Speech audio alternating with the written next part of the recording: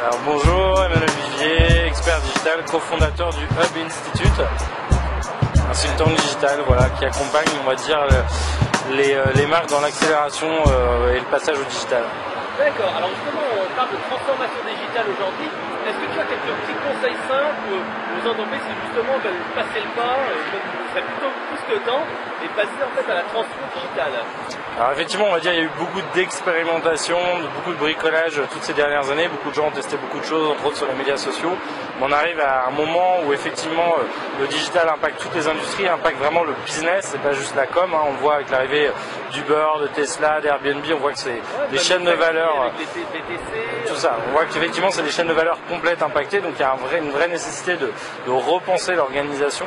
Et là effectivement on a un framework qu'on a développé pour accompagner ces grosses entreprises, parce que c'est assez compliqué en fait. Il y a beaucoup de chantiers et on peut vite perdre le fil, pas savoir par où commencer, vouloir tout faire en même temps, c'est aussi un peu une erreur, ou ne rien faire parce qu'on ne sait pas comment y aller. Et effectivement on a tendance à dire aujourd'hui il y a un peu 6 grands chantiers à entreprendre autour de la transformation digitale. Alors c'est quoi ces fameux chantiers? Alors, il y en a un premier qui est effectivement au niveau de la vision et du leadership.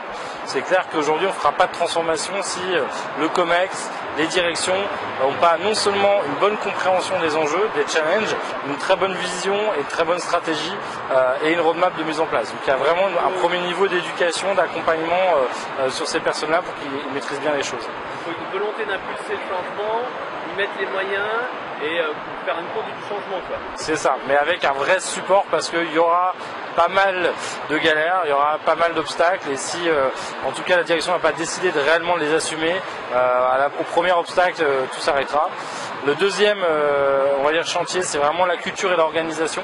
C'est que pour passer dans un monde beaucoup plus agile, beaucoup plus temps réel, il va falloir aussi faire évoluer les gens, les muscler en termes de formation et d'expertise pour pouvoir répondre à tous ces nouveaux besoins, faire changer les process, les guidelines, etc. Ça veut dire changer peut-être le SI, mais changer les mentalités. Alors là, je parle encore pas des outils, je parle vraiment de la façon de faire, la culture, être ouvert à l'open innovation, etc. Enfin, tout ça dans un certain ordre. Alors, donne-moi un petit exemple de clients qui vont justement un petit peu de situations que tu as dû gérer en fait avec tous les clients que vous accompagnez. Alors il n'y a pas que nos clients, mais si effectivement aujourd'hui on devait voir des boîtes comme Pierre et Vacances Center Park, des boîtes comme La Poste, des boîtes comme Orange, des boîtes comme Pernod Ricard sont en train de faire des gros mouvements complets sur quasiment l'ensemble de ces chantiers. Le troisième étant la techno. Donc là effectivement il y a des vraies rationalisations à faire en rapprochant le business de la IT, en gagnant là aussi sur des développements beaucoup plus agiles, beaucoup plus rapides.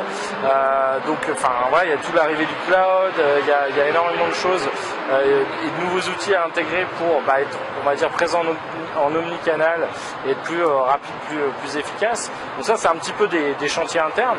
Et puis il y a des chantiers vers l'externe. Donc il y a un chantier, on va dire, sur toute la customer experience et sur la customer centricity. Donc il faut que ce soit du brand content, de la brand utility. Faut repenser l'expérience utilisateur. Aujourd'hui, il faut mériter l'attention. Il faut proposer des services. On va dire vraiment être au contact et le faire aussi en omnicanal en temps réel. Il y a une problématique de data, ça c'est le 5e chantier. Donc aujourd'hui on a énormément de données éparses avec plein de formats différents. Il va falloir unifier tout ça, il va falloir mettre en place une vraie démarche CRM.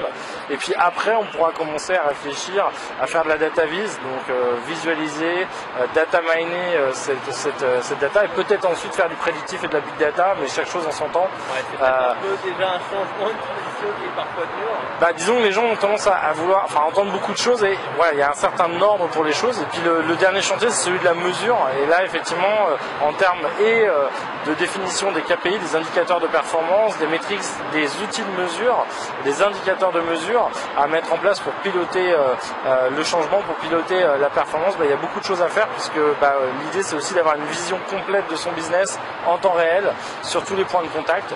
Et donc à travers, on va dire un petit peu, travailler sa gouvernance, travailler son engagement.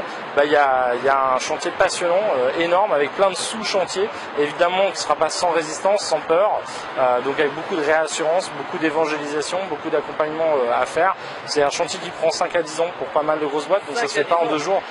pour arriver vraiment au top du top et on va dire à déployer les best practices, surtout sur des groupes internationaux avec des complexités locales, des différences locales, des différences de pratiques, des différences de maturité. Tous les pays ne sont pas aussi matures que la France ou les États-Unis, mais effectivement c'est passionnant. Le digital, c'est pas que la com, c'est beaucoup plus que ça. Est-ce que tu peux donner un petit exemple d'entreprise que vous avez accompagné justement dans cette transformation digitale et qu'est-ce que ça a bougé chez eux en fait? Alors ça dépend, aujourd'hui on va travailler avec Orange sur l'aspect formation, avec le groupe L'Oréal, donc là on va être vraiment en évangélisation, en accompagnement, on va même, on va dire, pousser les gens en avant, ça peut aller jusqu'à du Comex chez The Body Shop ou Pierre et Vacances, donc il y a beaucoup de choses. Après, aujourd'hui, à part quelques exceptions, peu de marques ont déjà entrepris tous ces chantiers-là et on est vraiment dans les 2 premières années où on voit quelques marques vraiment s'atteler sérieusement avec les moyens, la vision à ces chantiers. Donc dire aujourd'hui qu'on aurait des clients avec qui on a fait le scope global, non. Par contre, des clients qu'on accompagne pour accélérer déjà en termes de leadership et de vision, leur donner la big picture, les aider à prioriser, là effectivement c'est bien parti.